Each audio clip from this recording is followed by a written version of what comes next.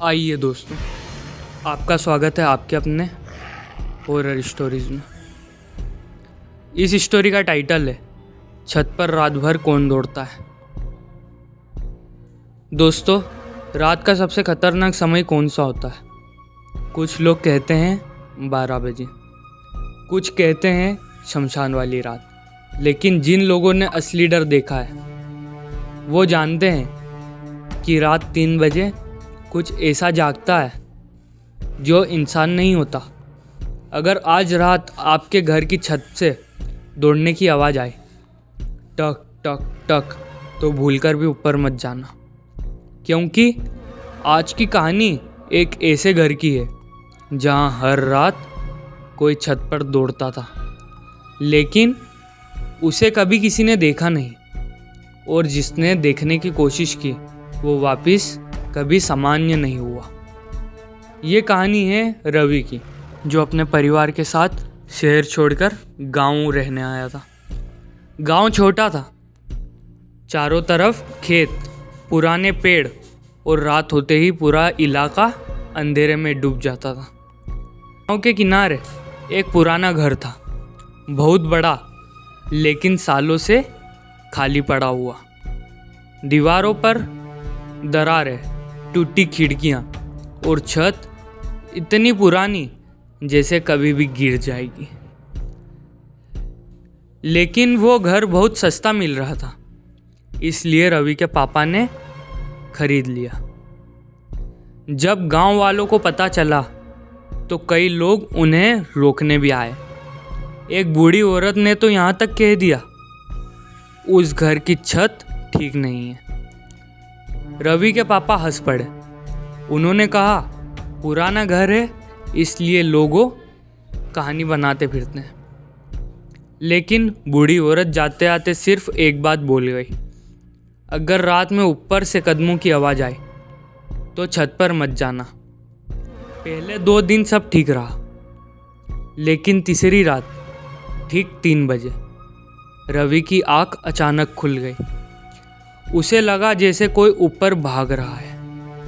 टक टक टक टक, आवाज़ इतनी तेज थी जैसे कोई पूरी ताकत से छत पर दौड़ रहा हो। रवि डर कर बैठ गया। उसने अपने कमरे की छत की तरफ देखा, आवाज़ लगातार आ रही थी, टक टक टक। उसने खिड़की से बाहर झांका। पूरा गांव अंधेरे में डूबा हुआ था। हवा बहुत ठंडी थी, लेकिन छत पर कोई नहीं दिख रहा था। रवि ने खुद को समझाया, शायद बिल्ली होगी, और वो फिर से सो गया। लेकिन अगली रात आवाज़ फिर आई, इस बार और तेज आ रही थी, टक टक टक टक। अब ऐसा लग रहा था जैसे कई लोग एक साथ दौड़ रहे हो।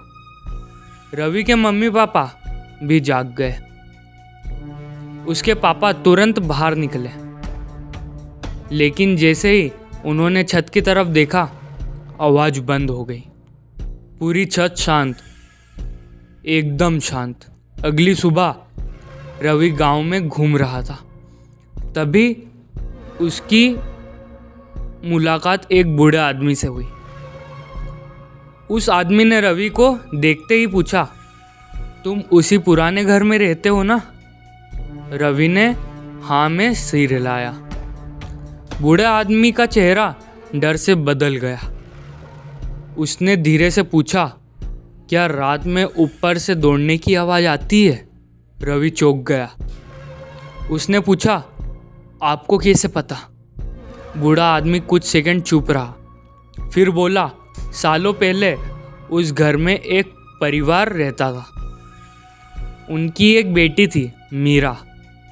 हर रात वो चिल्लाती थी कि कोई छत पर दौड़ता है, लेकिन किसी ने उसकी बात पर भरोसा नहीं किया। फिर एक रात बूढ़ा आदमी अचानक चुप हो गया। रवि ने घबरा कर पूछा, क्या हुआ?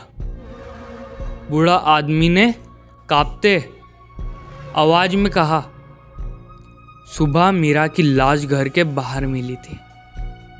उसकी आंखें खुली हुई थी, जैसे मरने से पहले उसने कुछ बहुत डरावना देखा हो। रवि के शरीर में सिहरन दौड़ गई। उस रात रवि बिल्कुल नहीं सोया। वो लगातार घड़ी देखता रहा। 2:58, 2:59 और फिर ठीक 3 बजे। टक टक टक।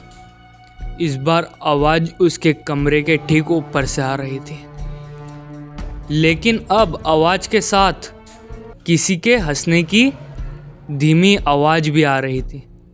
हा हा हा। रवि का गला सूख गया। तभी छत पर किसी की चीज को घसीटने की आवाज़ आने लगी। खर खर, जैसे कोई भारी चीज घसीटते जा रहा हो। फिर अचानक एक लड़की की रोने की आवाज़ आई।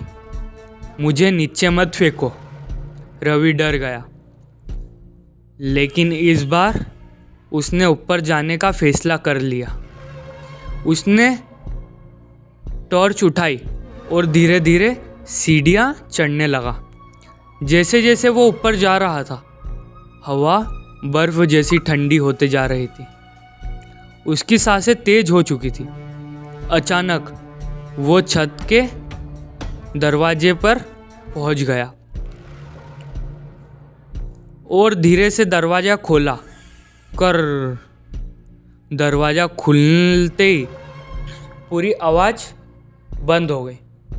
चारों तरफ सन्नाटा, सिर्फ हवा की आवाज़। रवि धीरे धीरे आगे बढ़ा। तभी उसे छत के कोने में कोई दिखाई दिया। एक लड़की, लंबे काले बाल, सफ़ेद कपड़े और सिर नीचे झुका हुआ। रवि की सांस रुक गई। उसने डरते हुए पूछा, कौन हो तुम? कोई जवाब नहीं। अचानक वो लड़की धीरे धीरे उसकी तरफ मुड़ने लगी। टक टक। उसकी गर्दन इंसानों की तरह नहीं घूम रही थी, और जैसे ही उसका चेहरा दिखाई दिया, रवि की चीख निकल गई। उसकी आंखें पूरी सफ़ेद थी, चेहरा खून से भरा हुआ और होठ पर अजीब मुस्कान। अचानक वो लड़की पूरी रफ्तार से रवि की तरफ दौड़ी। टॉक टॉक टॉक, इतनी तेज जैसे हवा में भाग रही हो। रवि पीछे मुड़ा और भागने लगा, लेकिन तभी उसे महसूस हुआ कि कोई उसके कान के पास फुसफुसा रहा है। तुम भी नीचे गिरोगे। रवि डर के मारे कांप उठा। वो सीढ़ियों की तरफ भागा, लेकिन अचानक किसी ने उसका पैर पकड़ लिया। वो जोर से नीचे गिर पड़ा। उसने पीछे देखा और उसकी सांस रुक गई। वो लड़की उल्टी खड़ी थी। उसके हाथ पैर मकड़ी की तरह मुड़ रहे थे और वो धीरे धीरे उसकी तरफ रेंग रही थी। उसके मुंह से काला खून निकल रहा था और उसकी आंखें बिना पलक झपकाए रवि को घूर रही थी। रवि पूरी ताकत से नीचे भागा और अपने कमरे में जाकर दरवाज़ा बंद कर लिया, लेकिन बाहर अब भी कदमों की आवाज़ आ रही थी। टक टक टक। पूरी रात कोई उसके कमरे के ऊपर दौड़ता रहा। अगली सुबह रवि की हालत बहुत ख़राब थी। उसकी आंखों के नीचे काले निशान पड़ चुके थे। वो किसी से बात नहीं कर रहा था, लेकिन असली डर अभी बाकी था, क्योंकि उसी रात रवि ने अपने कमरे की छत पर धीरे धीरे किसी के चलने की आवाज़ सुनी। टक टक। और फिर छत से किसी लड़की की आवाज़ आई, रवि ऊपर आ जाओ। कुछ दिनों बाद रवि अचानक गायब हो गया।